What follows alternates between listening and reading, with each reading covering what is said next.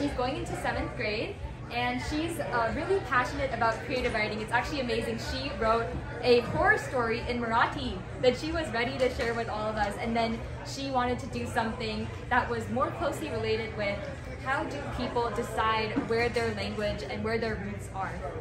So she's going to be sharing a story that she wrote. Really excited to hear it.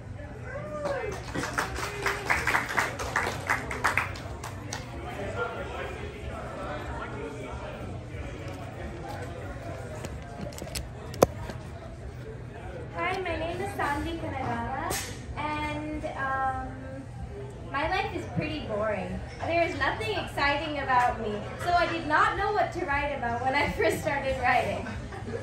So this is based off a fictional character I wrote about, but then later on in the story it's more about me. So begin. The flight was long and hard. Ashwini nervously drummed her fingers on the armrest. In a few hours, when she got off, she would go live in a boarding school. Worst of all, it was in the US, meaning she would have to leave India. Her parents had told her, US मध्ये छान schools आहेत.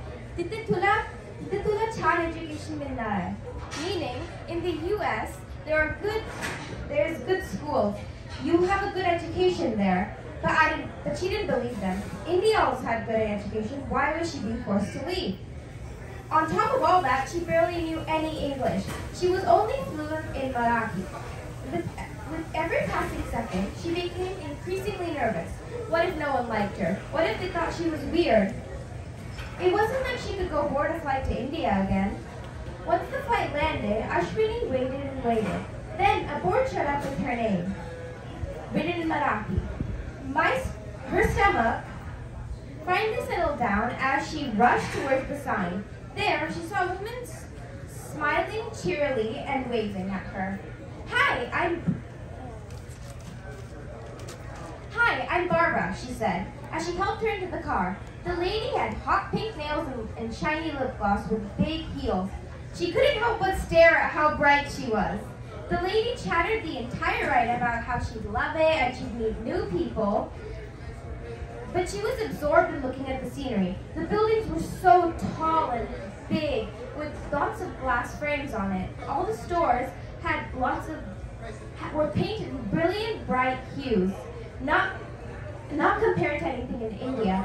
In her village, the houses were very small and had mud walls, with big fields behind them. Here, the buildings looked like they touched the sky. Once they arrived at the boarding school, her stomach fell. It was a gray, colorless building, with many rooms with no light at all. She expected that there would be brilliant colors like all the other shops, but it wasn't true. The lady continued telling her about all the classes that were conducted and all the rules. It was hard for her to understand. All she could do was nod her head and try not to look too overwhelmed. Barbara showed her to a room. It had 5 beds and I occupied the only empty one. Just then, all of the girls came up from dinner. One of them wrinkled her nose and asked, "Who are you?"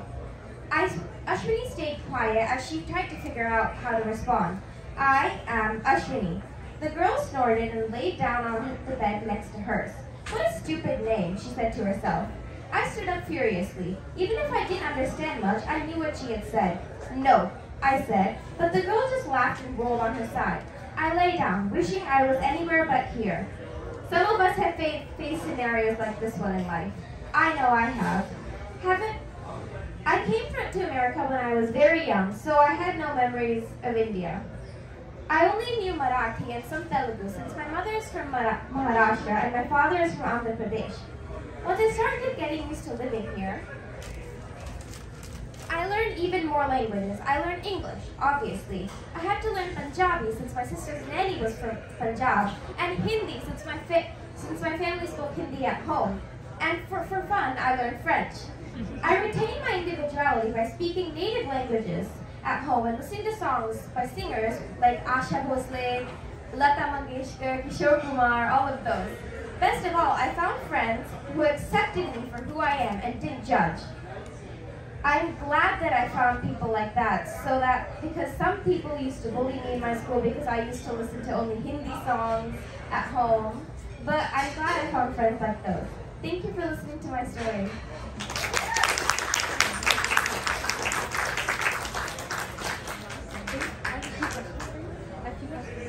Thank you so much for sharing your story. That was really well written.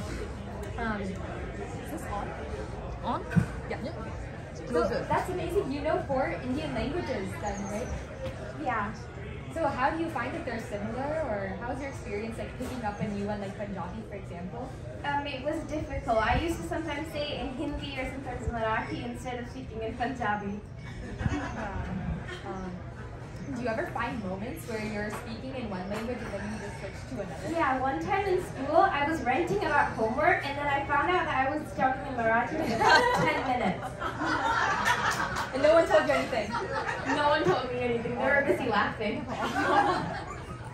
I think it's so funny how you mentioned like they're like listening to Hindi songs on your own. My best friend, she only listens to Hindi songs, and that's her thing. You know, like she's proud of that. So it's amazing to see that like you have that confidence, and I think you highlighted a really important point of finding people who support you, right? So would you say anything about like finding the right people where you feel accepted for who you are? Yeah, it's important too, since if you don't find them, you could have a toxic friendship and people will bully you and all that.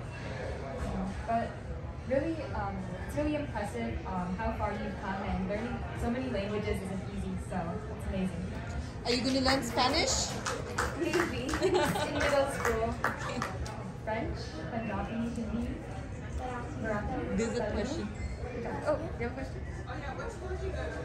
I might be going to Shibuya Middle School or Quimbio. What? Shibuya?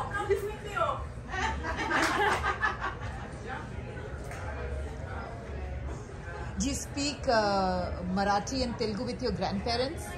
Yeah, I speak Marathi with my mom's grandparents and Telugu with my dad's grandparents. I mix them up sometimes.